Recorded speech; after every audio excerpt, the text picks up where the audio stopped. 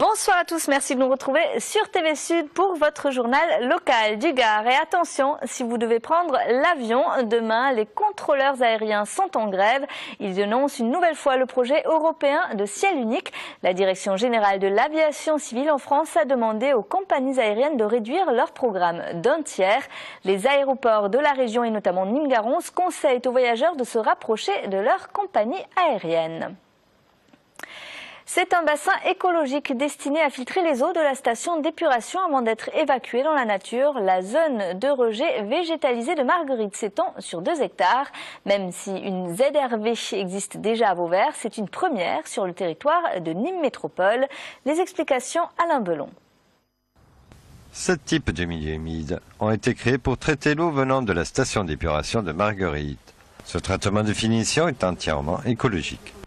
Nous avons différents bassins avec des hauteurs d'eau différentes, plantés de plus de 15 000 plants produits localement sur le Kellar qui vont chacun pour leur partie assurer un traitement de finition en absorbant notamment les paramètres azote et phosphore. On a un objectif d'atteindre du bon état écologique du Vistre en 2021, donc cet équipement va y participer tout comme les autres équipements du schéma directeur d'assainissement. 1500 mètres cubes d'eau sont traités chaque jour, en sachant que le temps de séjour d'une goutte d'eau est en moyenne de 4 à 5 jours. Cet espace ZRV, zone de rejet végétalisée, est une première sur le territoire de Nîmes Métropole. Ce type de zone sera dupliqué sur tous nos nouveaux ouvrages et notamment sur Saint-Gilles qui va être un équipement pour 2014. Il y aura un grand fossé végétalisé de 500 mètres en sortie de la station d'épuration. 6 mois après sa création, cet espace se partage entre la flore et la faune. Les espèces qu'on voit maintenant sont venues naturellement sur la zone. Elles vont contribuer elles aussi à améliorer le niveau récepteur de l'eau en consommant certains végétaux pour leur croissance et aussi en apportant différents nutriments à l'eau. Donc il y aura un échange qui va se faire et un équilibre entre la flore et la faune. Après le marais filtrant, dernier bassin, l'eau est rejetée dans le canabo. Elle est claire mais non potable.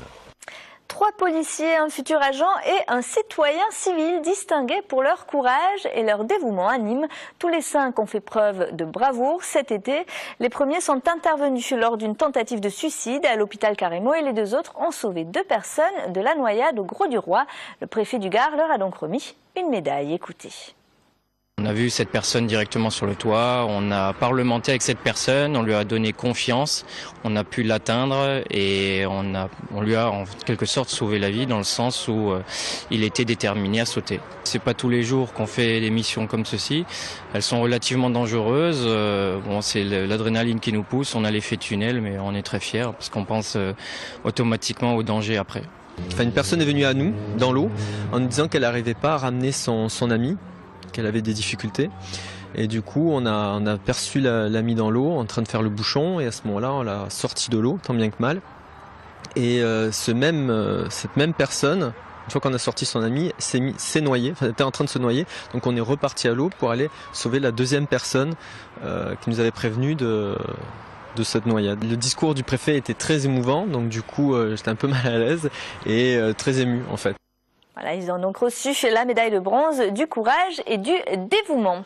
C'est la fin de ce journal. Merci de l'avoir suivi. Retour de l'actu dès ce soir sur votre chaîne locale à 20h30 avec l'info de votre région. Passez une très belle soirée et un excellent week-end sur TV Sud.